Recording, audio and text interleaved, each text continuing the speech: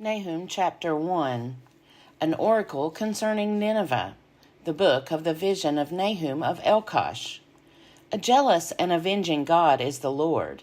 The Lord is avenging and wrathful. The Lord takes vengeance on his adversaries and rages against his enemies. The Lord is slow to anger, but great in power, and the Lord will by no means clear the guilty. His way is in whirlwind and storm, and the clouds are the dust of his feet. He rebukes the sea and makes it dry, and he dries up all the rivers. Bashan and Carmel wither, and the bloom of Lebanon fades. The mountains quake before him, and the hills melt. The earth heaves before him, the world and all who live in it. Who can stand before his indignation? Who can endure the heat of his anger? His wrath is poured out like fire, and by him the rocks are broken in pieces. The Lord is good, a stronghold in a day of trouble. He protects those who take refuge in him, even in a rushing flood. He will make a full end of his adversaries, and will pursue his enemies into darkness. Why do you plot against the Lord? He will make an end. No adversary will rise up twice. Like thorns they are entangled. Like drunkards they are drunk. They are consumed like dry straw. From you one has gone out who plots evil against the Lord, one who counsels wickedness. Thus says the Lord, though they are at full strength and many, they will be cut off and pass away.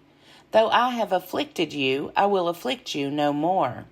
And now I will break off his yoke from you and snap the bonds that bind you. The Lord has commanded concerning you, your name shall be perpetuated no longer. From the house of your gods I will cut off the carved image and the cast image. I will make your grave, for you are worthless. Look, on the mountains the feet of one who brings good tidings, who proclaims peace. Celebrate your festivals, O Judah. Fulfill your vows, for never again shall the wicked invade you. They are utterly cut off. Nahum chapter 2. A shatterer has come up against you. Guard the ramparts. Watch the road. Gird your loins. Collect all your strength. For the Lord is restoring the majesty of Jacob, as well as the majesty of Israel. Though ravagers have ravaged them and ruined their branches. The shields of his warriors are red, his soldiers are clothed in crimson. The metal on the chariots flashes on the day when he musters them. The chargers prance. The chariots race madly through the streets. They rush to and fro through the squares. Their appearance is like torches. They dart like lightning. He calls his officers. They stumble as they come forward. They hasten to the wall, and the mantelet is set up. The river gates are opened. The palace trembles. It is decreed that the city be exiled, its slave women led away, moaning like doves and beating their breasts. Nineveh is like a pool whose waters run away. Halt! Halt! But no one turns back.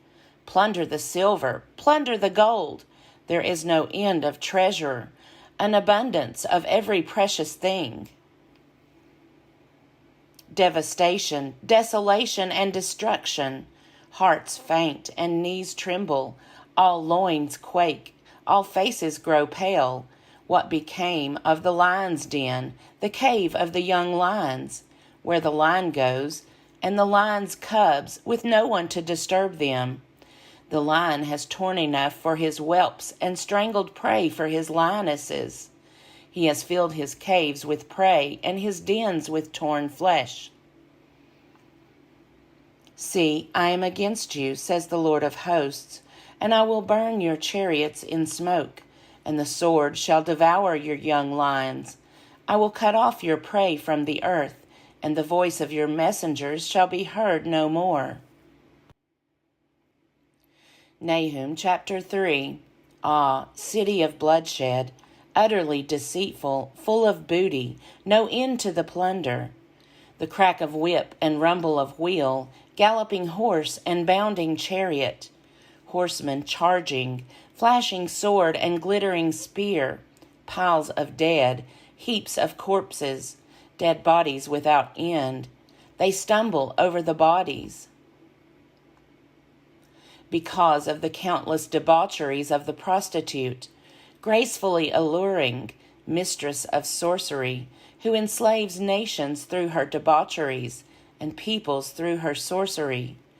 I am against you, says the Lord of hosts, and will lift up your skirts over your face, and I will let nations look on your nakedness and kingdoms on your shame.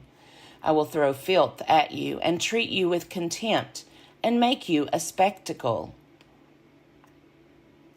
Then all who see you will shrink from you and say, Nineveh is devastated. Who will bemoan her? Where shall I seek comforters for you? Are you better than Thebes, that sat by the Nile, with water around her, her rampart a sea, water her wall? Ethiopia was her strength, Egypt too, and that without limit. Put and the Libyans were her helpers. Yet she became an exile. She went into captivity. Even her infants were dashed in pieces at the head of every street. Lots were cast for her nobles. All her dignitaries were bound in fetters. You also will be drunken. You will go into hiding. You will seek a refuge from the enemy. All your fortresses are like fig trees, with first-ripe figs. If shaken, they fall into the mouth of the eater. Look at your troops. They are women in your midst. The gates of your land are wide open to your foes. Fire has devoured the bars of your gates. Draw water for the siege. Strengthen your forts. Trample the clay. Tread the mortar. Take hold of the brick mold. There the fire will devour you. The sword will cut you off. It will devour you like the locust. Multiply yourselves like the locust. Multiply like the grasshopper. You increased your merchants more than the stars of the heavens. The locust sheds its skin and flies away. Your guards are like grasshoppers. Your scribes like swarms of locusts settling on the fences on a cold day. When the sun rises, they fly away. No one knows where they have gone. Your shepherds are asleep. O king of Assyria, your nobles slumber. Your people are scattered on the mountains with no one to gather them. There is no assuaging your hurt. Your wound is mortal. All who hear the news about you clap their hands over you. For who has ever escaped your endless cruelty?